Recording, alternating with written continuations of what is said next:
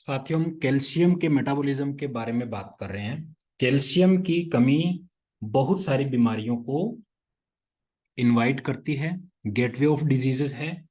किसी भी गाय के शरीर में एक टाइम पे खून में 12 ग्राम के आसपास ही फ्री कैल्शियम जो गाय यूज कर पाए वो रहता है। 1 किलो दूध में 1.2 ग्राम कैल्शियम गाय इस्तेमाल करती है।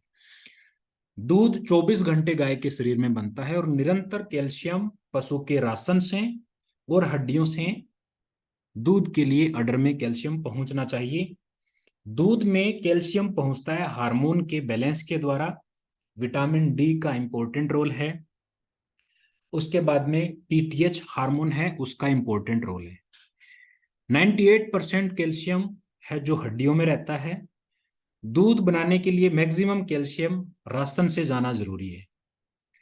कैल्शियम की रिक्वायरमेंट ट्रांजिशन के टाइम पे 2 से 4 गुना बढ़ जाती है। अब साथियों, आपके डेयरी फार्म पे अगर एक गाय में मिल्क फीवर का केस आया है तो आपके डेयरी फार्म पे एक ही राशन आप सारी गायों को दे रहे हैं, तो आप मान के चले 8 से 9 गायें ऐसी हैं जिनके अंदर सब क्लिनिकल कैल्शियम की डेफिशिएंसी है, सब क्लिनिकल हाइपोकैल्सीमिया है। सब क्लिनिकल हाइपोकैल्सीमिया से दूध का उत्पादन कम आपको मिलेगा। अब कैल्शियम की डेफिशिएंसी से बहुत सारी बीमारियां कैसे आती हैं उस पर हम बात करेंगे। कैल्शियम जितनी भी मांसपेशियां हैं उनको काम करने के लिए जरूरी है। अगर कैल्शियम की डेफिशिएंसी है, मांसपेशियों में कॉन्ट्रैक्शन प्रॉपर नहीं हो पाएगा तो र्यूमेन और गेस्ट्रो इंटेस्टाइनल ट्रैक्ट की जो मोटिलिटी है वो कम हो जाएगी। गाय खाना कम करेगी, ड्राई मैटर इनटेक कम हो जाएगा, एनर्जी का बैलेंस कम हो जाएगा, कीटोसिस, फैटी लिवर और बीसीएस कम होने के कारण फर्टिलिटी जैसे इश्यू आएंगे। अगर गाय का ड्राई मैटर इनटेक कम है, ट्रांजिशन के टाइम पे गाय का र्यूमन भरेगा नहीं, एबोमेजल डिस्प्लेसमेंट के चांसेस आपको देखने को मिलेंगे। कैल्शियम की कमी से ड्राई मैटर इनटेक कम हो जाएगा, दूध का उत्पादन भी कम हो जाएगा। फिर अगर कैल्शियम जो स्मूथ मसल्स हैं उनका कार्य करने की जो कंट्रैक्शंस है वो कम हो गए तो गाय का सोने के टाइम पे जो यूट्रस है उसकी मोटिलिटी सही नहीं होगी, बच्चा फंसने की दिक्कत आ सकती है, जेर न गिरने की, जेर अटकने की समस्या भी आएगी, मेट्राइटिस के केसेस भी बढ़ सकते हैं। कैल्शियम इम्यून सिस्टम की कोशिकाओं को एक्टिवेट करने के लिए जरूरी है। कैल्शियम की कमी होगी, इम्यून की डेफिशिएंसी हो गई तो फिर मेस्टाइटिस के केसेस बढ़ेंगे। अगर स्मूथ मसल्स सही तरीके से कैल्शियम की डेफिशिएंसी में काम नहीं करेंगी तो दूध अपने आप निकलने लगेगा और उससे भी मेस्टाइटिस के केसेस बढ़ सकते हैं। अब कैल्शियम के मेटाबॉलिज्म को कैसे सही करें उस पर बात करेंगे। साथियों, इसके लिए हमें जो गाय के ट्रांजिशन डाइट में मिनरल्स का सही लेवल होना जरूरी है। ब्याज से पहले कभी भी एक्स्ट्रा कैल्शियम नहीं देना है। बहुत सारी कंपनियों के बहुत सारे लोग बोलते हैं कि ब्याज से पहले कैल्शियम पिलाओ, मिनरल मिक्सर दो। मेंटेनेंस राशन वाला कैल्शियम गाय को ब्याज से पहले चाहिए। इसके अलावा अगर आप कैल्शियम देंगे वो गाय को बीमारियों की तरफ लेके जाएगा। अब ब्याज से पहले कैल्शियम जो आप मेंटेनेंस जरूरत का जो कैल्शियम दे रहे हैं उसी को नेगेटिव फॉर्म में देना है। नेगेटिव फॉर्म में कैसे देना है? पॉजिटिव चार्ज वाले जो मिनरल्स हैं उनका लेवल जितना राशन में चाहिए उतना, लेकिन नेगेटिव आयंस का लेवल हम बढ़ा देंगे ताकि डाइट का नेट मिनरल का जो चार्ज है वो नेगेटिव हो जाए। अगर डाइट में नेगेटिव मिनरल्स ज्यादा हैं, एनायन केटायन जिसको हम बोलते हैं, अगर उनका डिफरेंस ज्यादा है तो उसी को हम बोलते हैं dietary cation anion difference. Cation positive, anion negative. Negative charge वाले जैसे सल्फेट हैं, क्लोराइड है, उनको बढ़ाने से नेट चार्ज नेगेटिव हो गया। नेट चार्ज नेगेटिव होने से खून का पीएच 7.2 के आसपास रहता है, वो थोड़ा कम हो जाएगा।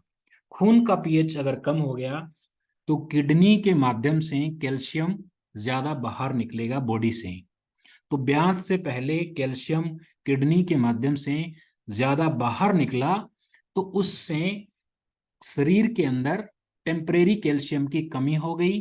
टेम्परेरी कैल्शियम की कमी होने के कारण हार्मोन का लेवल सही हो गया, और हार्मोन का लेवल सही करना ही हमारा टारगेट था। हार्मोन प्राइमिंग ही हमारा टारगेट था। जब हार्मोन का लेवल ब्याज के समय में अच्छा रहेगा, तो ब्याज के बाद में जो राशन से कैल्शियम आएगा वो अच्छे तरीके से मेटाबोलाइज हो पाएगा। इसी कंसेप्ट को हम साथियों बोलते हैं डीकेड का कंसेप्ट। ब्याज से पहले कभी भी ज्यादा लिक्विड कैल्शियम या फिर मिनरल मिक्सर आपको बंद कर देना चाहिए, बिल्कुल नहीं देना चाहिए। नेगेटिव मिनरल का जो कॉम्बिनेशन आता है वो आपको देना चाहिए, उससे ब्लड का पीएच कम हो जाएगा, यूरिन से कैल्शियम ज्यादा बाहर निकलेगा, 3 ग्राम तक डेली निकलता है डीकेड की डाइट से। अगर कैल्शियम ज्यादा बाहर निकला तो हार्मोन का लेवल अच्छा हो जाएगा, और ब्याज के बाद में जो ये बीमारियां थी इन पे आप रोक कर पाएंगे। इसी कंसेप्ट को हम साथियों बोलते हैं डीकेड का कंसेप्ट। कोई घरेलू नुस्खा ऐसा है जिससे आप डीकेड बना सकते हैं? जी हाँ साथियों, अमोनियम क्लोराइड या नौशादर जो है वो 60-70 ग्राम ब्याज से 21 दिन पहले शुरू आप कर सकते हैं। उससे कैल्शियम की नेगेटिविटी हो जाएगी, नेगेटिव डीकेड हो जाएगा, हार्मोन का लेवल अच्छा हो जाएगा। अगर आप फॉर्मुलेटेड जो ब्रांडेड प्रोडक्ट लेंगे आपको 10 से 20 गुना महंगा पड़ेंगे। तो एमोनियम क्लोराइड नौशादर के रूप में जो आता है वो आप 50-60-70 ग्राम तक गाय को ब्याज से 21 दिन पहले शुरू कीजिए। कैल्शियम वाली समस्याएं आपको कम देखने को मिलेंगी। साथियों, डीकेड कितना काम कर रहा है ये आप गाय के पेशाब का पीएच चेक कर सकते हैं पीएच पेपर से, और जो लिटमस पेपर है उससे क्वालिटेटिव टेस्ट आप कर सकते हैं। एच एफ गाय का 6.5 के आसपास, 6 या 6.5 अगर पेशाब का पीएच हो गया वो आइडियल है। जर्सी का 5.5 से 6.5 के आसपास में है वो आइडियल है। घास खाने वाले पशुओं का पेशाब का पीएच 7 से ज्यादा रहता है। तो पीएच कम हुआ है कि नहीं आप पीएच पेपर से या डिजिटल पीएच मीटर से चेक करके राशन कितना इफेक्टिव काम कर रहा है वो अपने डेयरी फार्म पे आप चेक कर सकते हैं। आपने साथियों नेगेटिव डिकेड की डाइट दी तो मिल्क फीवर के केसेस 1% से कम हो गए। आपने जैसे जैसे डाइट को पॉजिटिव किया मिल्क फीवर के केसेस बढ़ गए। तो आप ब्याज से पहले ज्यादा मिनरल्स, ज्यादा लिक्विड कैल्शियम देंगे तो मिल्क फीवर के केसेस बढ़ेंगे। फिर आपने डी के डाइट को जितना नेगेटिव रखा, जितना नेगेटिव रखा यूरिन का पीएच उतना ही कम हुआ, मिल्क फीवर के केसेस आपको कम देखने को मिलेंगे। आपने डीकेड बढ़ा दिया तो यूरिन का पीएच भी बढ़ गया, आपको जो मिल्क फीवर के केसेस हैं वो भी बढ़े हुए मिलेंगे। अब साथियों, सामान्य खाद्य पदार्थ जो आपको ट्रांजिशन गाय को देने हैं या नहीं देने उस पर हम बात करेंगे। अगर हम कम जोखिम वाले खाद्य पदार्थों की बात करें जो मिल्क फीवर के लिए गाय को प्रीडिस्पोज करते हैं, यानी जिनसे मिल्क फीवर के कैसे, ऐसा कौन सा राशन है जिससे मिल्क फीवर के केसेस कम हो जाएंगे या बढ़ेंगे? तो साथियों, मैक्सिमम जो खाद्य पदार्थ हैं वो कम जोखिम वाले हैं, कम रिस्क वाले हैं मिल्क फीवर के लिए। मक्के का साइलेज और घास, इससे गाय को मॉडरेट जोखिम है, मॉडरेट रिस्क पे है गाय। मतलब मक्के का साइलेज अगर आप दे रहे हैं तो उससे गाय के शरीर में मिल्क फीवर के केसेस आ सकते हैं। मक्के का साइलेज गाय के लिए जरूरी है, तो इसके साथ में आपको डी केड वाले साल्ट देना बहुत जरूरी है। ब्याज से पहले ज्यादा पोटेशियम वाला गुड़ आपको नहीं देना है। ज्यादा फर्टिलाइजर वाले इलाके से ज्यादा फर्टिलाइजर आपने अगर यूज करके हरा चारा बनाया है वो आपको ब्याज के आसपास या ट्रांजिशन टाइम की गाय को नहीं देना है। 12 मासी एनुअल राई ग्रास जो है उससे गाय को मिल्क फीवर के चांसेस बढ़ेंगे, वो आपको नहीं देना है। जिन हरे चारे में फलियां लगती हैं, प्रोटीन वाले हरे चारे आपको ब्याज से 1 महीना पहले आप बंद कर दें, जैसे कि बरसीम है, अल्फा अल्फा है, राई ग्रास है, या आपको बंद कर देना चाहिए। और ब्याज से 1 महीना पहले कभी भी गाय को मीठा सोडा आपको नहीं देना है, लिक्विड कैल्शियम नहीं देना है, मिनरल मिक्सर भी 1 महीना पहले बिल्कुल नहीं देना है। डी केड युक्त डाइट देके गाय को मिल्क फीवर और इन सारी बीमारियों से आप बचा सकते हैं। अब साथियों बात करेंगे गाय का डाइट होनी कैसी चाहिए। अब गाय की जो डाइट है साथियों, वो बैलेंस्ड राशन गाय को देना बहुत जरूरी है। अच्छे अच्छे जो बैलेंस्ड राशन है, कंपाउंड फीड, उनका आप यूज करें। बैलेंस्ड राशन किसान भाई अपने घर पे नहीं बना सकते हैं। अब जो ट्रांजिशन गाय को कभी भी दूध वाला राशन आपको नहीं देना है। ब्याज से पहले गाय को दूध वाला राशन बिल्कुल नहीं देना है। डीकेड का कंसेप्ट पूरा बिगड़ जाएगा, मिल्क फ्योर के केसेस आ सकते हैं। प्रॉपर मात्रा में vitamin, minerals, bypass protein, fat, energy होनी चाहिए। अब साथियों, जो ट्रांजिशन गाय है, 8वें महीने की प्रेग्नेंट है, 8वें महीने में जो गाय है उसको हम बोलते हैं फार ऑफ गाय। जो जिस गाय को 9वां महीना लगा है उसको हम बोलते हैं क्लोजअप या ट्रांजिशन गाय। और ब्यात के 1 महीने के अंदर अंदर की गाय को हम बोलते हैं फ्रेश गाय। तो एनडीएफ की मात्रा 36% से ज्यादा होनी चाहिए ब्यात से पहले। ब्यात के बाद में एनडीएफ का लेवल आपको कम रखना है 32% के आसपास, क्योंकि ज्यादा एनडीएफ तो फिर एनर्जी कम हो जाएगी। अगर आपने फ्रेश एनिमल को एनडीएफ ज्यादा दे दिया, एनर्जी का लेवल कम रहेगा, एनिमल दूध आपको जितना बनाना चाहिए उतना नहीं बनाएगा।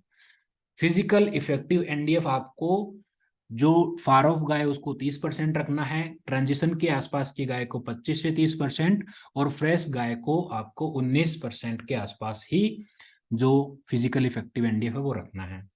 8वें महीने की गाय में क्रूड प्रोटीन 12% से ज्यादा होना चाहिए।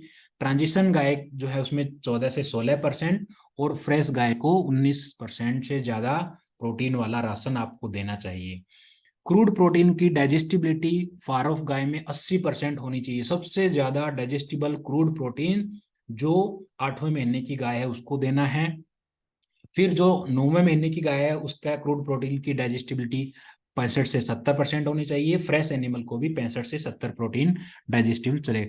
यहाँ क्रूड प्रोटीन की डाइजेस्टिबिलिटी ज्यादा क्यों है? क्योंकि इसका ड्राई मैटर इनटेक कम है, इसकी भूख कम है।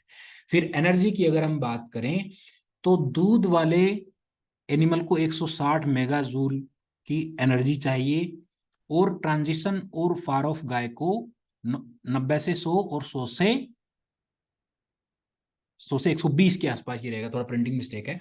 तो मतलब जो फ्रेश एनिमल है उसका करीब करीब आधी एनर्जी वाला यहाँ पे हमें उसको राशन देना है। फिर जो एनर्जी है उसकी डेंसिटी, फार ऑफ गाय को 10 मेगाजूल पर केजी ड्राई मैटर, इसको 11 और इसको 11.5 से 12 के आसपास रहनी चाहिए। मतलब आपको एनर्जी धीरे धीरे बढ़ानी है। 8वें महीने से ज्यादा 9वें में, 9वें से ज्यादा फिर फ्रेश एनिमल को आपको एनर्जी देनी है ताकि ह्यूमन का अडेप्टेशन अच्छा हो जाए। स्टार्च, फ्रेश जो फार ऑफ गाय है उसको 18%, फिर जो ट्रांजिशन गाय है उसको 18 से 22%, और फ्रेश गाय को 22 से 24% स्टार्च वाली डाइट आपको देनी है। शुगर 4% तक होना चाहिए, फार ऑफ में 4 से 6, ट्रांजिशन में 6 से 8, फ्रेश एनिमल में।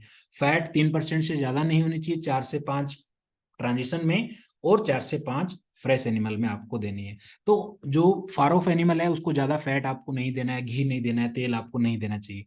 कैल्शियम केवल मेंटेनेंस राशन का कैल्शियम देना है। फार ऑफ गाय को 0.4%, इसको 0.4 से 6%, और फ्रेश एनिमल को 0.8 से 1%। मोटा डबल कैल्शियम हो गया दूध देने वाली गाय को, और मेंटेनेंस का कैल्शियम ही चाहिए, और वो भी नेगेटिव फॉर्म में होना चाहिए। फास्फोरस 0.25%, 0.25% टू 4%, 0.4%, और फ्रेश एनिमल को 0.4%। कैल्शियम फॉस्फोरस का रेशो 1:2 होना चाहिए। मैग्नीशियम 0.3%, 0.45%, 0.3%। फिर साथियों ये सबसे जरूरी था D CAD. D CAD milliequivalent पर केजी ऑफ ड्राई मैटर कितना होना चाहिए? जो फार ऑफ एनिमल है उनका नेगेटिव में 150 होना चाहिए, इनका नेगेटिव में 80 होना चाहिए, और इनका 250 पॉजिटिव में होना चाहिए। तो डी केड आपने कैल्शियम फास्फोरस मैग्नीशियम दिया, लेकिन इनको नेगेटिव फॉर्म में देना है, और यहाँ पे कैल्शियम फास्फोरस को आप बढ़ा देते हैं तो ये अपने आप पॉजिटिव हो जाएगा। तो ये साथियों डाइट के स्पेसिफिकेशंस हैं। अगर आप इनको इस हिसाब से डाइट देंगे, कैल्शियम का ध्यान रखेंगे, तो बीमारियां बहुत कम आप कर सकते हैं। वाइटामिन में vitamin A, vitamin D, vitamin E सही होना जरूरी है ताकि कैल्शियम का मेटाबॉलिज्म सही हो जाए, अडर की ग्रोथ अच्छी हो जाए जिसमें विटामिन की जरूरत पड़ती है। तो विटामिन का लेवल भी ब्याज से पहले गाय के राशन में बहुत अच्छा विटामिन का लेवल होना चाहिए। अब साथियों, बहुत सारे किसान भाई अपने घरों में क्या करते हैं, ब्याज से पहले या तो दलिया डाल देते हैं, या फिर छोटा मोटा अनाज गाय को खिलाते हैं, या फिर गाय को चरा के लेके आते हैं। इस स्लाइड में हम बात करेंगे, अगर आपने किसी गाय को केवल घास दिया, फिर आपने दूसरी गाय को घास और केवल पाउडर दे दिया, पाउडर आता है छोटे छोटे पैकिंग, गाय को राशन के साथ में आपने पाउडर दे दिया, बहुत सारे लोग हैं जो पाउडर रिकमेंड करते हैं, छोटी छोटी 30 ग्राम की थैलियां होती हैं। फिर आपने अगर गाय को चराने के साथ में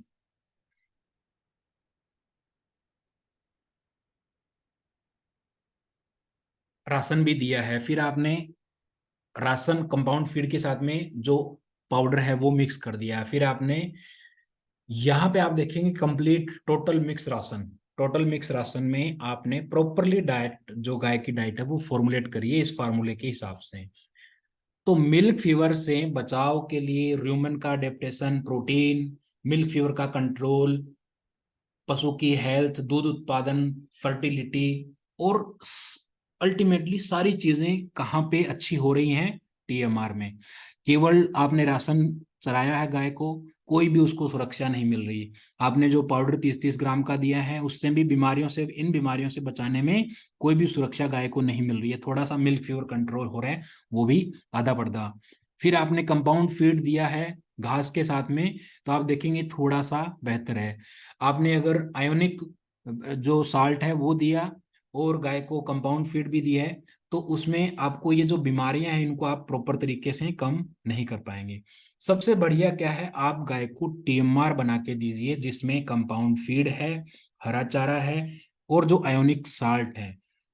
तो कंपाउंड फीड में जो कंप्लीट राशन आपने दिया है उसमें प्रोटीन का लेवल, एनर्जी का लेवल, विटामिन का लेवल, डी केड का लेवल, मिनरल्स का लेवल, सारी चीजें अगर आपने सही करी हैं तो र्यूमन का अडेप्टेशन भी अच्छा है, एनर्जी का मेटाबॉलिज्म भी अच्छा है, प्रोटीन भी अच्छा हो गया, मिल्क फ्यूर भी कंट्रोल आप कर पाएंगे, दूसरे मेटाबॉलिज्म से रिलेटेड डिजीज भी आप कम कर पाएंगे, फर्टिलिटी भी एनिमल की अच्छी रहेगी, दूध का उत्पादन भी अच्छा रहेगा, फर्टिलिटी ब्यांत के बाद में गाय की अच्छी रहेगी, और ओवरऑल इफेक्टिव क्या है, टीएमआर, टोटल मिक्स्ड राशन ही ओवरऑल इफेक्टिव है। अकेले आप जो रोटी पे चौपड़ के दवाई देते हैं, अकेला कोई उसका फायदा नहीं है। छोटे छोटे आप साल्ट देंगे, उसका भी कोई अकेला फायदा नहीं है।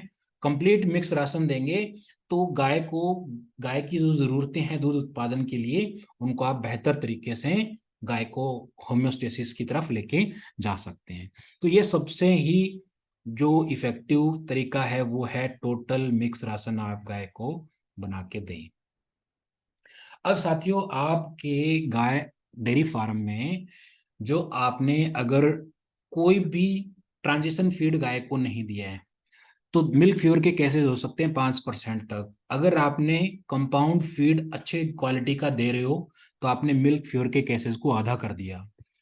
सब क्लिनिकल मिल्क फ्यूर में 40% तक केसेस नॉर्मल डेयरी फार्मर में हो सकते हैं। आपने कंपाउंड फीड देके वो केसेस को 4 गुना तक कम कर लिया, 10% ही आपको केसेस देखने को मिलेंगे।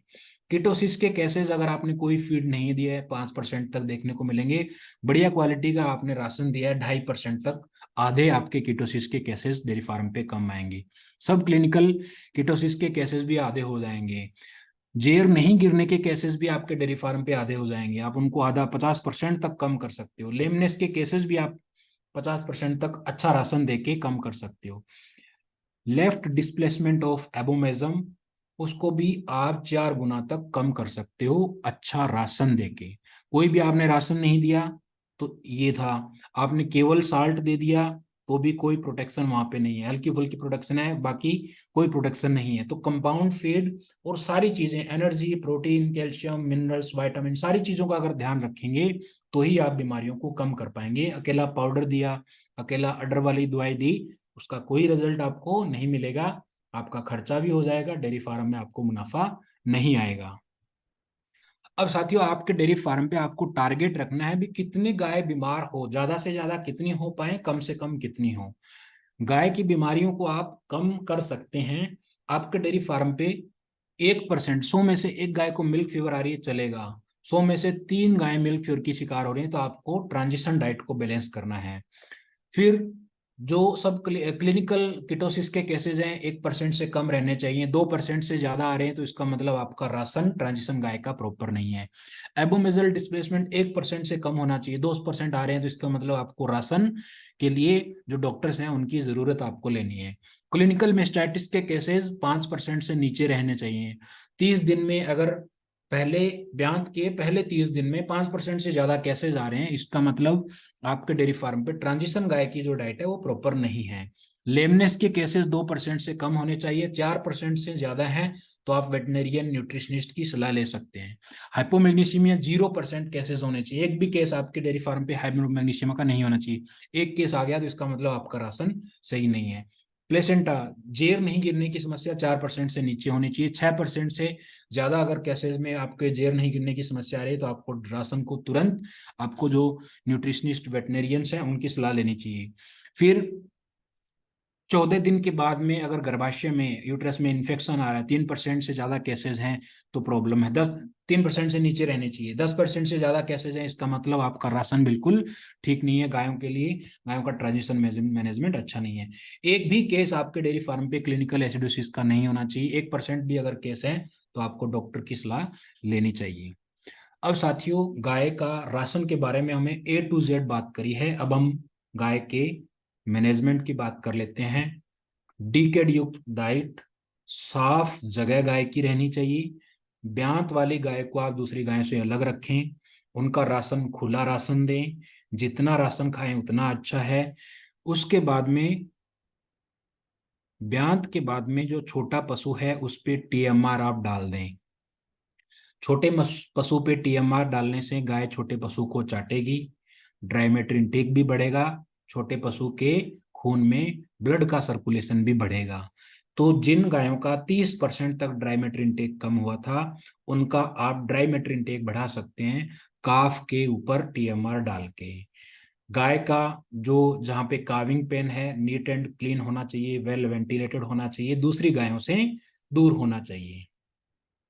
तो साथियों, ये ट्रांजिशन गाय के बारे में एक डिटेल्ड आपके लिए एक यूट्यूब वीडियो था। मैं उम्मीद करता हूँ आपको ये इन्फॉर्मेशन अच्छी लगी होंगी। आप इस इन्फॉर्मेशन का इस्तेमाल करके प्रैक्टिकल यूज करके अपने डेयरी फार्म पे जो गायें हैं उनको बीमारियों से बचाएं और डेयरी फार्म में ज़्यादा से ज़्यादा आप प्रॉफिट कमाएं। किसी भी ज़्यादा डिटेल्ड जानकारी के लिए आप कमेंट बॉक्स में आप अपना क्वेश्चन पूछिए। अगर आपको ये इन्फॉर्मेशन अच्छी लग रही है तो आप वीडियो को ज़्यादा से ज़्यादा डेयरी फार्मर्स में शेयर करें ताकि सब लोगों को डेयरी फार्मिंग से अच्छा प्रॉफिट हो। Thank you.